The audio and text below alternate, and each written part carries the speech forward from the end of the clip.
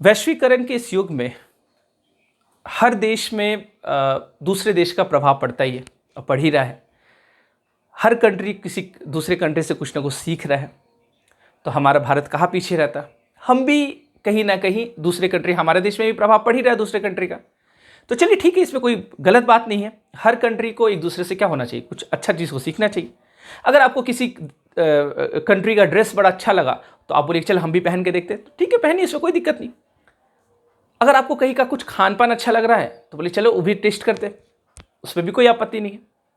आपको कोई भाषा अच्छा लग रहा है किसी देश का तो चलिए हम सीखते हैं, तो आपका नॉलेज बढ़ेगा। आपको लग रहा है कि नहीं फ्रेंच लैंग्वेज सीखना चाहिए तो फ्रेंच लैंग्वेज आप सीखिए। आपको लग रहा है अंग्रेजी सीखना चाहिए तो अंग्रेजी सीखिए, उससे आपत्ति नहीं है। आपत्ति कहाँ है?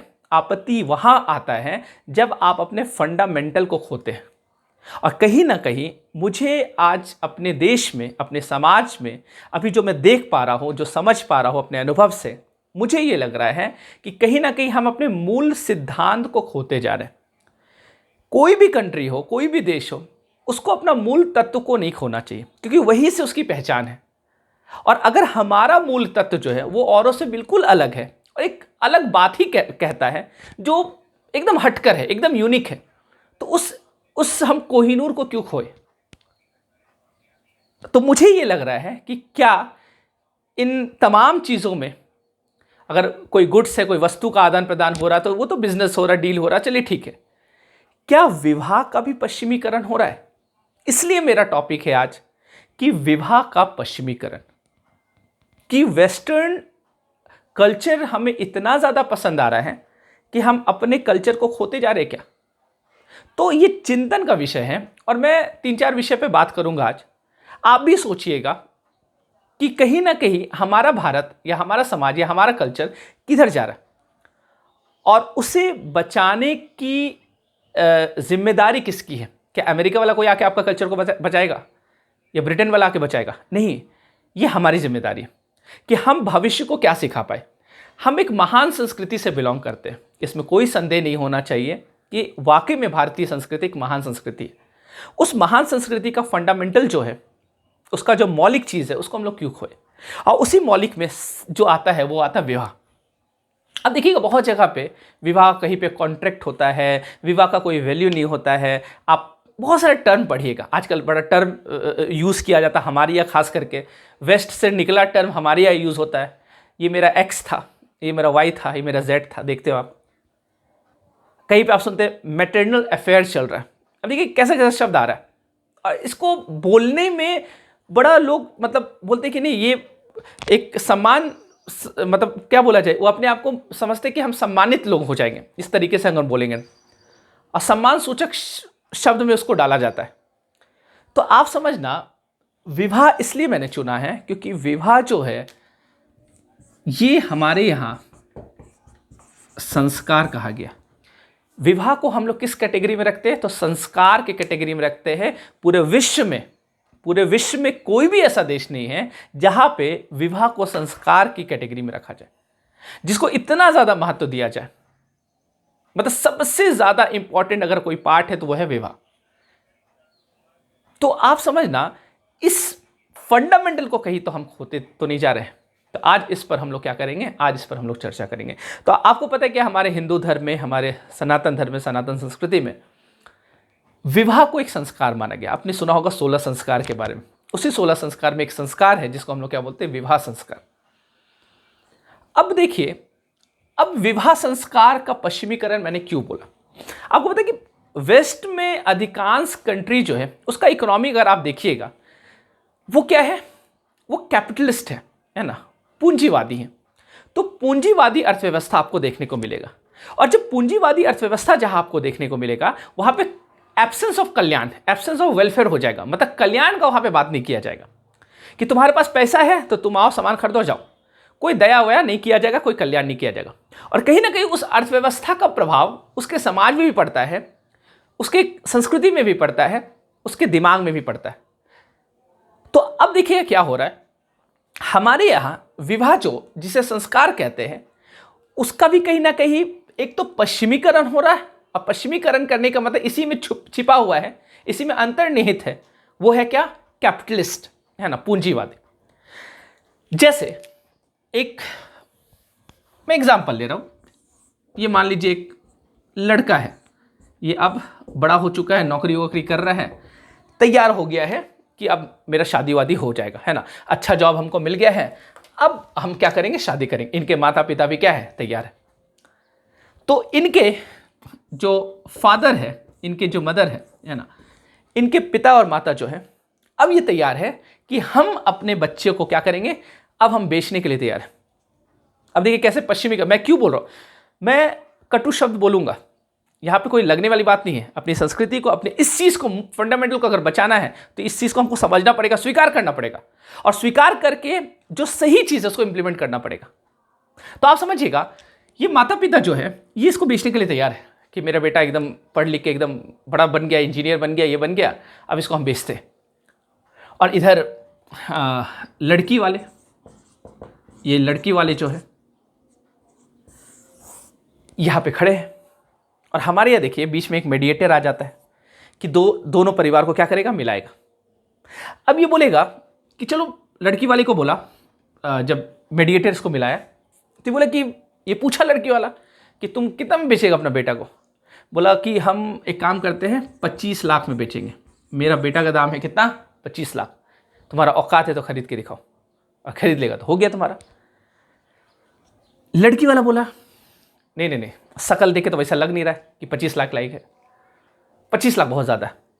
एक काम करो, तुम्हारा बेटा का दाम हम रखते हैं 10 लाख रुपया। तो 10 लाख ठीक है, 10 लाख में तुम है ना हमको दे दो। ये लोग बोला, अरे पागल है क्या, इतना इसको पढ़ाया, इतना लिखाया, इतना खर्च करवाए, हम 10 लाख में दे देंगे, तब तो फिर मेरा जो कॉस्ट है वो भी नहीं निकलेगा, है ना, मतलब उसका जो खर्च है वो भी नहीं निकलेगा, फिर हमको बेनिफिट क्या होगा, तब क्या फ़ायदा इसको पढ़ाने से। इसी दिन के लिए हम पढ़ाए थे, हम इसलिए पढ़ाए थे ताकि ये मेरा भविष्य का क्या है, चेक है, पोस्ट डेटेड चेक है ये, है ना। तो आप समझना, लड़की वालों ने बोले 10 लाख ऐसे कैसे होगा। अब मीडिएटर बेचारा, दोनों को मिलाना है, दोनों को समझौता करना है, तो थोड़ा सा बोला कि अच्छा ठीक है हम घटते हैं, चलो ठीक है, एक काम करना 20 लाख दे देना, एक मोटरसाइकिल दे देना। इतना तो कर सकता है, 20 लाख दे देना, एक मोटरसाइकिल दे देना। तो बोला कि ठीक है हम मोटरसाइकिल दे देंगे, लेकिन 10 ही लाख रुपया देंगे। बोले नहीं, ऐसे ऐसे बात कैसे बनेगा। अब धीरे धीरे क्या हो रहा, ये बोल रहा कि कम करो, ये कम करना चाह नहीं रहे। मीडिएटर बोलता कि काम करते, ना तुम्हारा ना तुम्हारा, 15 लाख रुपए में फाइनल करते हैं, ठीक है, 15 लाख और प्लस एक बाइक, ठीक है, या फिर कार, जैसा लड़का रहेगा, और 15 लाख रुपए में तुम अपना बेटा को भेज दो। ये बोले कि ठीक है, चलो ठीक है, डील संपन्न हुआ। अब देखिएगा, ये जो मैंने बताया, एग्जाम्पल दिया, ये कहीं ना कहीं आपको ये नहीं लग रहा है कि कोई बिजनेस डील हो रहा है, लग तो रहा है ना कोई बिजनेस डील हो रहा है। तो क्या ये कैपिटलिस्ट मानसिकता है कि नहीं। क्यों मैंने बोला कि विवाह का पश्चिमीकरण, और आपको ये चीज समझ में आ रहा है। हम आज क्या देख रहे हैं, इसमें दोषी कौन है, दोनों, ये भी और ये भी, लड़की वाले भी और लड़के वाले भी।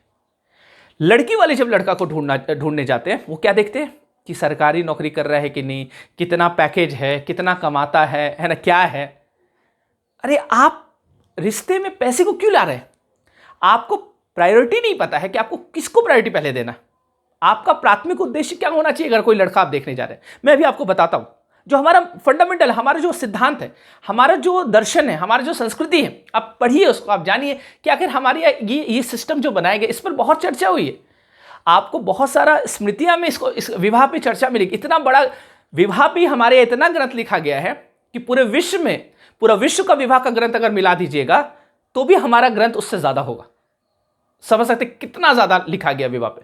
तो आप समझना, ये तो डील हुआ ऐसे, और कहीं ना कहीं यही सबका प्रभाव है कि आजकल का जो चलन है, मुझे सबसे आपत्ति इस बात पे है कि बोलता है कि ये मेरा एक्स था, ये मेरी एक्स थी, तुम्हारे कितनी गर्लफ्रेंड है। बोले मेरा एक भी गर्लफ्रेंड नहीं। बोले यार तो भगो, ये समाज में रहने लायक व्यक्ति नहीं है। पूछे तुम्हारा कितनी गर्लफ्रेंड है। बोले मेरी 10 गर्लफ्रेंड है। बोले अरे आइए आप कहाँ थे, आइए बैठिए एकदम कुर्सी उर्सी साफ करके बैठाइए। ये तो बड़ा उनको, मतलब उनका प्रेस्टीज बढ़ जाएगा और बड़ा रिस्पेक्टेड पर्सन है, आइए बैठिए, आपकी 10 गर्लफ्रेंड है। कोई बोला कि मेरे 15 है। बोला अरे आप तो और सम्मानित है, आपको और एकदम माला वाला स्वागत करें। तो अपने सोसाइटी में इसको क्या किया जा रहा है, मैं यूथ में देख रहा हूँ, जो अभी 15 साल 16 साल का लड़का है या लड़कियां हैं, वो लोग क्या बात करते हैं, वो लोग को बोलते हैं कि तुम्हारा बॉयफ्रेंड नहीं है अभी तक, अरे तुम्हारा गर्लफ्रेंड नहीं है अभी तक, अरे तुम कहाँ, अभी बच्चा है, जाओ जाओ दूध पियो। तो अभी कहीं ना कहीं, और उस बच्चे के मन में ये आएगा, अरे सही में मेरी गर्लफ्रेंड नहीं, मेरे बॉयफ्रेंड नहीं। अब वो क्या करेगा, लड़की को पटाना शुरू करेगा, या लड़की है तो लड़का की तरफ। तो आप समझना, कहीं ना कहीं आपको ये दिख रहा है कि लोग गर्लफ्रेंड बॉयफ्रेंड बनाने की होड़ में लगे। उनको शिक्षा से मतलब नहीं है, अरे हम मेरा कैसे 10 पास करेंगे उसका कोई चिंता नहीं है, उसको चिंता है कि हम गर्लफ्रेंड कैसे बनाएं और फिर उससे शादी कैसे करें। ये अट्रैक्शन जो है उसको प्यार मोहब्बत पता नहीं क्या क्या चीज़ बोल देते हैं। और दूसरा इससे क्या होता है, इससे ये होता है कि जब आप इस तरह का, जब आप 2 दिन मिले, प्यार हो गया, 2-3 महीना रहे साथ में, फिर लगा कि अरे ये सब अच्छा नहीं है, दूसरा ढूंढो, उसको छोड़ दिए और उसका नाम हम क्या रख दिए, एक्स। और ये भी बड़ा शान से बोलते हैं, टीवी समय दिखाया जाता है। आप बताइए आज का बच्चा क्या प्रभाव पड़ेगा जब टीवी में, मोबाइल में आप इस तरह का सीरियल चला रहे हैं, आप इस तरह का बात कर रहे हैं। बहुत सारा शो चलता है, वाहियात शो चलता है इंडिया में, जहाँ पे इस तरह का बात किया जा रहा है कि मेरा एक्स था ऐसा, मेरा एक्स था ऐसा, मेरा वाई था ऐसा, मैं बोला एक्स वाई जेड क्या होता है, ये हमारे इंडियन कल्चर का पार्ट ही नहीं है। कहाँ हम लोग जा रहे हैं, ये हमारा संस्कार है क्या? हमारा संस्कार ये नहीं है। हम लोग एक्स वाई जेड पे बात नहीं करते। आप बोलते कि ये मेरी एक्स मम्मी थी, है ना, ये मेरा एक्स भाई था, बहन से झगड़ा हो गया, बोलेंगे मेरी एक्स बहन थी। हम कहते हैं ऐसा? नहीं कहते ना। तो ये एक्स कहाँ से आ गया? एक्स वाई जेड क्या होता है? प्यार जो होता है वो शाश्वत होता है, वो प्यार एक से होता है, जिंदगी भर होता है।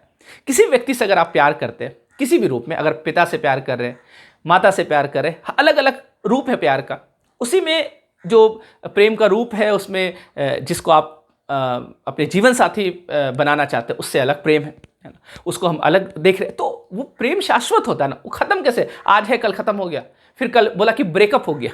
अब ये कौन सा टर्म है, देखिए कौन सा टर्म यूज हो रहा है, ब्रेकअप हो गया। ब्रेकअप क्या हो गया? ब्रेकअप तो पहले सुनते थे कुछ शीशा वो सब ब्रेक हो गया, है ना, बोलेंगे ब्रेकअप हो गया, कुछ टूट गया, ये समझ में आता है। ये कैसे टूट जाता है? प्रेम अगर रहेगा तो कैसे टूट जाएगा? ये इम्पॉसिबल है। प्रेम टूट ही नहीं सकता ना। अगर वो टूटता है तो इसका मतलब प्रेम नहीं था, प्रेम था ही नहीं ना। आजकल चलन चला है ना, कोई किसी को ब्लॉक मार देता है, कोई किसी को ऐसे कर देता है। तो क्या कहाँ जा रहे हैं? कोई व्हाट्सएप डीपी को बदल देता है, व्हाट्सएप डीपी पे ऐसा, या फिर व्हाट्सएप डीपी को ब्लैक कर देता है, हटा देता है। क्यों हटा रहा है? बोला कि अभी थोड़ा ये मायूस चल रहा है, तो मायूस चल रहा है, उसका प्रतीक वहां दिखा रहा है, सिंबल। कहाँ कहाँ हम लोग जाते जा रहे हैं। ये तो हुई आजकल की बात, है ना, जो क्या चल रहा है। होना क्या चाहिए, होना क्या चाहिए, इस चीज को समझिए आप। होना ये चाहिए कि जब लड़की वाले लड़के को देखने जा रहे हैं तो हम लोग पहले क्या देखते हैं, या लड़का वाला ही लड़की को देखने जा रहा है, या लड़की वाला लड़का को देख रहा है, मतलब कोई भी एक दूसरे को, जब दोनों एक दूसरे से बात करने जा रहे हैं।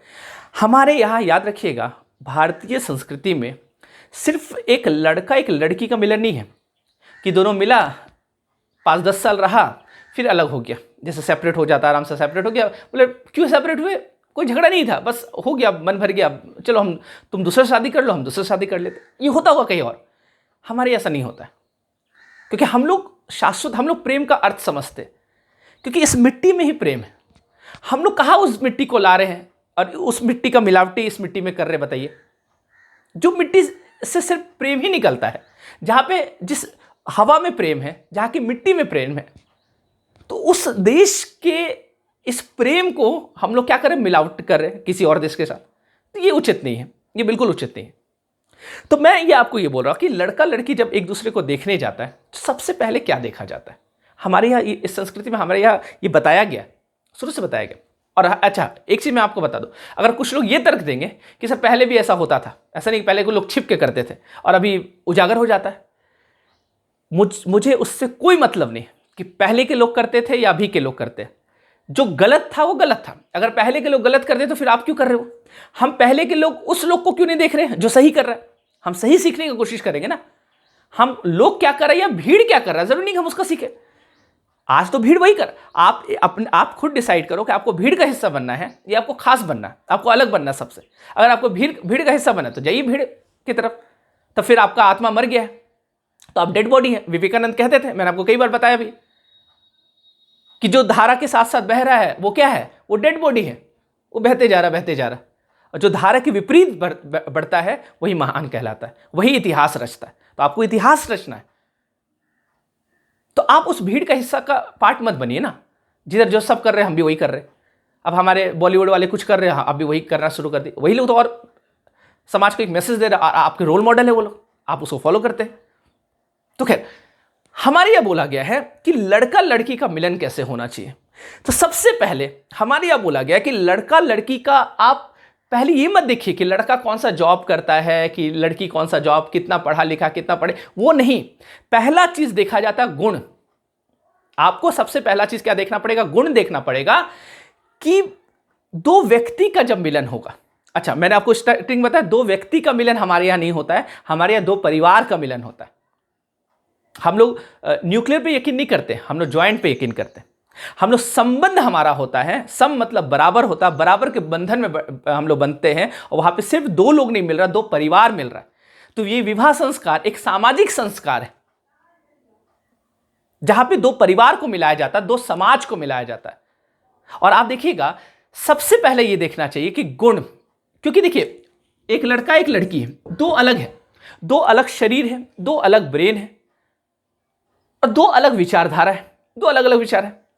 अब इस लड़का के लिए हम लड़की ढूंढ रहे हैं, या इस लड़की के लिए अगर हम लड़का ढूंढ रहे हैं, तो सबसे पहले हम पैसा नहीं देखेंगे, सबसे पहले हम ये देखेंगे क्या इस दोनों का गुण मिल रहा है। अब बोलिएगा सर दो शरीर है तो गुण कैसे मिलेगा एक जैसा? बिल्कुल नहीं मिलेगा, लेकिन अधिकांश गुण है ना, मैक्सिमम गुण मिलना चाहिए दोनों में। तो इससे यह पता चलेगा कि इसका जो विचारधारा है और इसका विचारधारा है अगर एक जैसा है, मैक्सिमम चीज में एक जैसा है, तो ऐसा रिश्ता कभी टूट नहीं सकता है। फिर यहां XYZ का कॉन्सेप्ट खत्म हो जाएगा। तो ये फिर जन्म जन्म का साथ यहां पे आपको देखने को मिलेगा। चूंकि आजकल हम लोग विचार नहीं मिलाते, आजकल हम लोग पैसा मिलाते। अब जैसे देखिएगा, जैसे मैंने बोला कि ये अपना बेटा का दाम 25 लाख रुपया रखा। अब कोई व्यक्ति आया बोला कि हम तुमको 25 लाख रुपया चलो दे रहे, तो बोलेगा रे ये तो 25 लाख के लिए तैयार हो गया, तो ये बहुत अच्छा, लड़की बहुत अच्छी है ना। हमने गुण नहीं देखा, हमने ये नहीं देखा कि लड़की का क्या विचार है, क्या विचारधारा है, उसका गुण क्या है, उसका कर्म क्या है, उसका धर्म क्या है, वो हमने नहीं देखा। हमने क्या देखा कि इसका बाप हमको क्या कर रहा है, 25 लाख दे रहा है। और उसी समय जैसे ये फोन रखा, 1 घंटा बाद किसी का फोन आता है और बोलता है कि सुनिए ना, हम आपका बेटा को 30 लाख देने के लिए तैयार है और एक कार भी दे देंगे। अब इसका दिमाग घूम गया। अब बोले अरे वाह, ये तो उससे भी अच्छा परिवार है, ये तो 25 ही लाख दे रहा था, वो भी सूखा सूखी, ये तो 30 लाख दे रहा है, एक कार दे रहा है, अब इससे अच्छा परिवार क्या हो सकता है? तो अब बोला कि नहीं नहीं, हाँ बहुत अच्छा, आप लोग बहुत अच्छे इंसान है। बस तुरंत क्या हो गया, चट मंगनी अब पट गया। तुरंत बोला चलो चलो एंगेजमेंट करो, रिंग पहनाओ एक दूसरे के, ये सब है ना। तो आप इस चीज को खत्म कर दिए। याद रखिएगा, जब भी आप लड़का को देखने जाइए, लड़की को, खास करके मैं, मेरे स्टूडेंट्स हैं उनको मैं ये संदेश दे रहा हूं, आप अपने पेरेंट्स को भी बताइए। आपका खुद विवेक है, खुद के विवेक का भी प्रयोग कीजिए, और आप देखिए कि आपका गुण और उस लड़के का गुण 70-80% मिल रहा है कि नहीं। 100% छोड़ दीजिए, लेकिन 70-80% भी मिल रहा है, तो मतलब वो आपके लायक है, तब आप सही है। अब इसका विचारधारा बिल्कुल अलग है, इसका विचारधारा एकदम विपरीत है। तो शुरू में तो अट्रैक्शन रहेगा, तो चलो कुछ दिन चल जाएगा, जो बोलते हैं ना 2 महीने 6 महीने का रिलेशन चल रहा है, लेकिन उसके बाद कॉन्फ्लिक्ट पैदा होगा। याद रखिएगा, जब दो विपरीत विचारधारा के लोग होते हैं तो वहां पे जन्म होता कॉन्फ्लिक्ट का, और जैसे कॉन्फ्लिक्ट पैदा होगा तो आपका भविष्य में आने वाला जनरेशन जो है वो नालायक बनेगा, और आपका पूरा घर जो है वो पूरा ध्वस्त हो जाएगा। तो आपको पहले देखना पड़ेगा कि दोनों का गुण क्या है, गुण मिल रहा है, गुण मिलान होना चाहिए। और जब गुण मिलान हो जाता है, उसके बाद आप सेकेंडरी में रखिए पैसे को, कि लड़का कितना कमा रहा है, घर का माहौल क्या है। तो सबसे पहले हमको, अगर गुण ही नहीं मिला और लड़का बहुत ज्यादा कमा रहा है, तो हम ऐसे घर में क्यों शादी करेंगे? हम शादी कर रहे हैं ना, विवाह कर रहे हैं ना, हम बिजनेस डील थोड़ी कर रहे हैं कि नहीं नहीं इसके पास पैसा ज्यादा है, अगर बिजनेस डूबने भी लगेगा तो इसके पास सरप्लस अमाउंट रखा है, चलो मेरा बिजनेस बचा लेगा, तो ये मेरा बिजनेस पार्टनर अच्छा है। आप बिजनेस पार्टनर नहीं ढूंढ रहे हैं, आप लाइफ पार्टनर ढूंढ रहे हैं। और लाइफ पार्टनर और बिजनेस पार्टनर को हम लोग मिला दिए। इसलिए तो मैंने बोला विवाह का पश्चिमीकरण, कहीं ना कहीं वेस्टर्न कल्चर जो है और वेस्ट का जो कैपिटलिस्ट सोच जो है, कैपिटलिस्ट मानसिकता जो है, जो पूंजीवादी मानसिकता है, उसको हम लोग अपने विवाह में घुसा दिए। और देखिए आप ये, और इसी का परिणाम क्या निकला, दहेज। दहेज जो आज के समाज का सबसे बड़ा है ना समस्या। आज मैं दहेज पे बात नहीं करूँगा, मैंने कई बार बात की है दहेज पे, और आपको पता है कि मेरा विचार क्या है दहेज पे। मैं दहेज का कट्टर विरोधी हूं। मैं बिल्कुल पैसे को महत्व नहीं देता हूं रिश्ता में। पैसा बहुत इंपॉर्टेंट है, इसमें कोई संदेह नहीं, कोई इफ बट है ही नहीं। पैसा बहुत इंपॉर्टेंट है, लेकिन सब कुछ पैसा है ऐसा नहीं, सब कुछ पैसा नहीं। आप एक लड़का लड़की को पैसे से खरीद सकते हैं, खरीद लिए इसको, पैसा से बेच के खरीद लिए, लेकिन ये टिकाऊ नहीं है, ये बिल्कुल टिकाऊ नहीं है। ये फिर खत्म हो जाएगा, पैसा खत्म, रिश्ता खत्म। और हम लोग क्या करते हैं फिर, पैसा हम लोग, हमारा देखो, हमारा आज का जो क्रोनोलॉजी है उसको समझिए। पहले हम लोग क्या देखते हैं, पैसा वैसा है कि नहीं। सेकंड में हम लोग देखें अगर पैसा भी है, रूप भी मिल जाए तो और अच्छा, सुंदर उंदर है कि नहीं, ठीक है। और तीसरा में गुण को फिर हम लोग काउंट ही नहीं करते। होना क्या चाहिए, सबसे पहले गुण देखना चाहिए। गुण देखने के बाद आप देखिए कि उसका आर्थिक स्थिति, चलो ठीक है, दोनों का है ना, आर्थिक स्थिति देखिए, उसके बाद आर्थिक स्थिति देखिए, सेकेंडरी में उसको क्यों नहीं रखते आप। और तीसरा फिर रूप देखिए, क्योंकि अगर हम लोग प्रायोरिटी रूप को और पैसे को देंगे तब तो यहां पे ये भी देखा जाएगा ना कि एक लड़की एक लड़का से शादी कर रही है जिसके पास बहुत पैसा है, और एक लड़का जो है उस लड़की से इसलिए शादी कर रहा है क्योंकि बहुत सुंदर है। अब यहां पे एक चीज समझिएगा, मान लेते हैं कि वो लड़का जो है वो दिवालिया हो जाए, मतलब उसका पैसा खत्म हो जाए, किसी कारणवश उसका सारा संपत्ति बिक जाए, बिजनेस कर रहा है या कुछ भी कर रहा है वो लॉस में चल जाए, या नौकरी छूट जाए, पैसा खत्म। और लड़की किसी कारणवश कुरूप हो जाए, है ना, चेहरा है कोई ठीक नहीं है, चेहरा पे बुढ़ापा आएगा, है ना, फिर धीरे धीरे है ना आपका जो ये ग्लो है वो खत्म होगा, या फिर आपका तो, या फिर धूल है, मिट्टी है, वो लगातार लग रहा है, या फिर आपका मान लेते कि आपका शरीर जल गया किसी कारणवश, तो चेहरा जल गया, तो वो आप जो आपके हिसाब से वो सुंदर थी अब तो सुंदर रही नहीं, और लड़की के हिसाब से जो पैसा वाला था वो पैसा वाला रहा नहीं। तो क्योंकि आपने शादी किया था क्योंकि वो पैसा वाला था, तो जैसे उसका पैसा खत्म होगा आप उसको छोड़ दीजिएगा। और लड़का आपने शादी किया था कि हम ये सुंदर वाइफ को हम चुन के ला रहे हैं, जैसे उसका सुंदरता खत्म हो जाएगा आप उसको छोड़ दीजिएगा। लेकिन अगर गुण देख के अगर आप शादी कीजिएगा तो गुण जो होता है वो क्या हो जाता है, वो परमानेंट होता है, गुण हमेशा रहेगा। स्वभाव है ना, उसका क्या स्वभाव है, उसका क्या गुण है, उसको हम क्या करेंगे, तलाशेंगे। ये आजकल का खेल मत खेलिए इस चीज़ को, है ना, कि किसी को पसंद करके उठा दिए, किसी को कुछ करने, है ना। आप गुण देखिए, आप देखिए क्या लड़की वाले देखिए, क्या ये समझेगा हमको, लड़का वाला देखो क्या ये मुझे समझेगी, क्या ये मेरे परिवार को समझेगी, लड़की वाला भी देखे क्या ये मेरे परिवार को समझेगी, क्या एक दोनों परिवार का विचारधारा मिल रहा है, दोनों लड़का लड़की का विचारधारा मिल रहा है। बहुत सारा चीज़ होता है जो देखना पड़ता है आपको। अब देखिएगा, अब देखिए इसी में कुछ एक्सेप्शन होता है, उसको काउंट मत कीजिए। अपवाद नियम नहीं होता है, तो अपवाद को अपवाद में ही रहने दीजिए। बोलिए सर कुछ अपवाद निकला था, दो अलग विचारधारा का, लेकिन बहुत अच्छा रिलेशन है, वो अलग चीज़ है, वो एक्सेप्शन है ना। तो खैर ये चीज़ समझ में। अब देखिए कितना महत्व है, संस्कार है हमारा, एक एक चीज़ का महत्व है। जैसे हमारे यहाँ आपने सुना 7 फेरा लिया जाता है, वो 7 फेरा का महत्व है।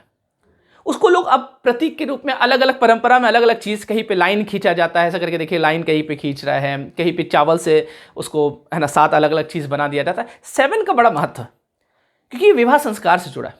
इसे बोले 7 जन्म होता है, 7वां जन्म का 7 हो गया, तो जन्म उन्म होता है नहीं होता ये तो कोई नहीं जान रहा है, ये तो कोई प्रमाणिक चीज़ नहीं, लेकिन इसके पीछे का प्रतीक क्या है, ये क्या कहना चाह रहा है। तो 7 का अपना एक अर्थ है।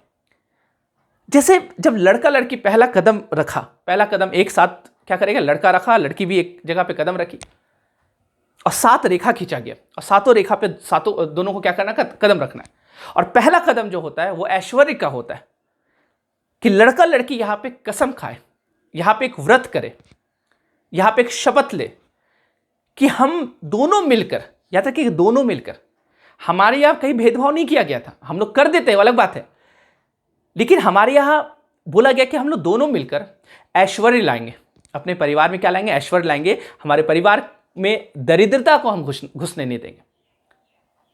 तो ऐश्वर्य सिर्फ पैसे से नहीं, हर चीज से ऐश्वर्य लाएंगे। तो एक तो पहला कदम ऐश्वर्य का होता है। जब दूसरा कदम आगे बढ़ाता है तो दूसरा कदम होता है ऊर्जा का, एनर्जी का, कि हम ऐसा भोजन करेंगे, हम ऐसा आहार लेंगे, हम कोई भी गलत चीज नहीं लेंगे जो हमारा ऊर्जा को खत्म करे, क्योंकि हम 100 वर्ष जिएंगे, हम लोग को लंबी अवधि तक जीना है और बहुत काम करना हम लोग को मिलकर। तो उसके लिए हमको क्या चाहिए, ऊर्जा चाहिए, और ऊर्जा कहाँ से आएगा, भोजन से। तब कोई भी गलत चीज नहीं है। मान लीजिए लड़का शराब वराब पीता था, बस खत्म, कोई शराब नहीं पीना, अब हम लोग मिलकर एक क्या कर रहे हैं, यहां पे हम लोग क्या कर रहे हैं, व्रत रख रहे हैं, हम लोग शपथ ले रहे हैं। एक तरह से शपथ हो रहा है ना, हम एक शपथ ले रहे हैं, हम व्रत रख रहे हैं कि अब हम क्या करेंगे, सिर्फ अच्छा चीज खाएंगे। अब पता चाइना में कुछ कुछ खा रहा है, उसी को खाना शुरू कर दिए। तो एक तो ये ऊर्जा है ना, हमको ऊर्जा चाहिए, हमको ऐश्वर्य चाहिए। तो पहला चीज क्या हो गया, ऐश्वर्य। दूसरा चीज क्या हो गया, ऊर्जा। और जब ऊर्जा होगा तो तीसरा चीज होता भूति, मतलब संपत्ति। तो हमारे में ऊर्जा रहेगा तो हम संपत्ति बनाएंगे, हमारे में ऊर्जा रहेगा तभी तो हम मेहनत करेंगे, तभी तो हम काम कर पाएंगे। लड़का अपना ऑफिस जा पाएगा, लड़की भी अपना ऑफिस जा पाएगी, या दोनों मिलकर कोई भी काम करेंगे। कोई बिजनेस से चला रहे तो दोनों मिलकर चलाएंगे, और खाएंगे पिएंगे, ऊर्जा बना रहेगा तभी तो दिमाग भी काम करेगा। आप कोई दिमाग वाला ही काम कर रहे हैं तो दिमाग लगाएंगे, हम भी दिमाग लगाएंगे, तुम भी दिमाग लगाओ, दोनों मिलकर क्या करेंगे, वो काम करेंगे। तो ऐश्वर्य लाएंगे, है ना। उसके बाद ऊर्जा आएगा तो भूति, है ना, संपत्ति को बनाएंगे। और संपत्ति जब बनेगा, जब चौथा कदम हम लोग रखेंगे, तो चौथा कदम होता है क्या चीज का, सुख का, है ना। मतलब हम अपने यहां से दुख का विनाश करेंगे। हमारे घर में दुख का कोई जगह नहीं, सैडनेस का कोई जगह नहीं, सिर्फ खुशियां ही खुशियां। तो मैं तुम्हारे सुख की चिंता करूं, लड़का बोल रहा लड़की को, मैं तुम्हारे सुख की चिंता करूं, लड़की बोल रही कि मैं तुम्हारे सुख की चिंता करूं। मतलब दोनों एक दूसरे का सुख का चिंता करेगा, और दुख को हम कहीं भी जगह नहीं देंगे। तो जिस घर में दुखी है, जिस घर में लोग दुखी रहते, तो पतित का घर होता है, तो वहां पे वो आपको कभी भी उस घर का उन्नति नहीं हो पाएगा। तो अगर हमको उन्नति करना है, हमको आगे बढ़ना है, तो हमको क्या करना पड़ेगा, उस दुख को क्या करना पड़ेगा, समाप्त करना पड़ेगा। और दुख कैसे समाप्त होगा, हम दोनों मिलकर। अब देखिएगा कितना बड़ा चीज है, इसलिए मैंने बोला गुण। अगर गुण नहीं मिलेगा तो क्या दुख कभी समाप्त हो पाएगा, हमेशा किच किच किच किच किच किच, हमेशा लड़ाई झगड़ा चलेगा, तो वो घर कभी तरक्की नहीं कर पाएगा। वो दरअसल वो घर नहीं बन पाएगा, है ना। वो घर एक मंदिर जिसको बोलते हैं वो नहीं बन पाएगा, वो बस एक रहने का छत बना रह जाएगा, वही तक सीमित रह जाएगा। तो हम लोग क्या करेंगे, दुख को समाप्त करेंगे, दुख को अपने घर में कोई भी प्रवेश देंगे ही नहीं। दुख, हमारे जीवन में दुख का कोई जगह नहीं है। हमारे जीवन में बस सुख ही सुख, खुशियां ही खुशियां। कोई भी परिस्थिति आए, कोई भी सिचुएशन आए, हम खुश रहेंगे। हम सिचुएशन बेस्ड खुश नहीं रहेंगे कि सिचुएशन बहुत अच्छा है तो हम खुश हैं, और सिचुएशन खराब है तो फिर हम दुखी हो गए। नहीं, दुख का कोई जगह नहीं होना चाहिए, ये है ना कदम होता है। तो मैंने क्या बोला, ऐश्वर्य का, ऊर्जा का, भूति का, सुख का, ये 4 कदम जब रखते हैं, तो 5वां कदम रखेंगे तो हम जो संतान की उत्पत्ति करेंगे। अगर हमारा घर का माहौल सुखी रहेगा, हमारा घर का माहौल में हमारे घर में कोई दुख का कोई स्थान नहीं रहेगा, हमारे घर में कोई मनुष्यत का स्थान नहीं रहेगा, तो हमारा संतान जो होगा उस पर बहुत अच्छा संस्कार पड़ेगा। और वो संतान जो है वो कभी रावण नहीं निकलेगा, वो कभी कौरव नहीं निकलेगा। वो संतान पे अच्छा संस्कार जब जाएगा वो कभी नालायक नहीं निकलेगा। नहीं तो संतान जो है वो फिर क्या हो जाएगा, दरिंदा बन जाएगा। तो कहीं ना कहीं भविष्य का जनरेशन के लिए भी आप यहां पे कसम खा रहे हैं। और छठा जो होगा, पहला मैंने क्या बोला, ऐश्वर्य होगा, फिर ऊर्जा होगा, फिर भूति होगा, फिर सुख होगा, फिर संतान, है ना। और उसके बाद ऐसे पशुधन बोला गया था हमारे संस्कृति में, क्योंकि पहले पशु का क्या होता था, बहुत महत्व होता था। पशु आजीविका का सबसे प्रमुख साधन होता था। तो अब पशुधन इकट्ठा करेंगे। पशुधन यहाँ पे कहने का मतलब, अब पशुधन को छोड़ के आप वहाँ पे कर सकते हैं। हम अपने घर में सामान सब भरेंगे, हम फ्रिज भी रखेंगे, हम एसी भी रखेंगे, हम कार रखेंगे, है ना। हम हर सुख सुविधा का सामान अपने मेहनत से हम लोग मिलकर क्या करेंगे, उसको अर्जित करेंगे। तो वही धन को हम लोग एक तरह से क्या कर रहे हैं, अर्जित करेंगे, सेविंग करेंगे हम लोग। ये सब पे हम लोग क्या करेंगे, काम करेंगे। ये छठा कदम हो गया। और 7वां और अंतिम कदम बहुत खूबसूरत है। वहां पे हमारे यह टर्म यूज किया गया सखा का। ना हम तुमको दासी समझेंगे, न तुम हमको दास समझो। न लड़का लड़की को दासी समझेगा, न लड़की लड़का को दास समझेगी। हम लोग एक दूसरे को क्या समझेंगे, सखा, कि तुम मेरी फ्रेंड हो, और लड़की बोलेगी कि तुम भी मेरे फ्रेंड हो। मतलब हम एक दूसरे के क्या है, फ्रेंड है। तो आप भी मेरे फ्रेंड, और लड़की बोलेगी आप भी मेरे फ्रेंड। हम लोग दोस्त की तरह जीवन यापन करेंगे, और पूरी जिंदगी, है ना, इस 7 वचन को लेकर के हम आगे बढ़ेंगे। तो यह है संस्कार। अब बताइए कितना खूबसूरत चीज़ है। इस फंडामेंटल को मत खोइए, इस चीज़ को जीवित रखिए, और ये कहीं ना कहीं हमारा दायित्व बनता है कि हम इस चीज़ को जीवित रखें और ये फालतू चीज़ को एकदम जड़ से मिटाएं। लेना ही है तो आप टेक्नोलॉजी लीजिए, आप एजुकेशन लीजिए, कुछ अच्छा चीज़ मिला लीजिए, कोई इससे आपत्ति नहीं है। हमें वेस्टर्न से कोई आपत्ति नहीं है, हमारी आपत्ति है कि हमारा फंडामेंटल को खोने मत दीजिए। तो ये संस्कार है। तो ये संस्कार जब आप बनाइएगा तो आगे का जनरेशन भी संस्कार उसमें जाएगा, और वो कहीं ना कहीं एक खूबसूरत भारत का निर्माण करेगा, जहाँ पे जब हर परिवार सुखी रहेगा, हर परिवार में कहीं किसी भी परिवार में दुख का कोई जगह नहीं रहेगा, मनहूसियत का कोई जगह नहीं रहेगा। तो आप बताइए, परिवार से बनता है समाज और समाज से राष्ट्र का निर्माण होता है, और सोचिए कितना अद्भुत भारत हमारा बनेगा। मिलते हैं अगले क्लास में। धन्यवाद।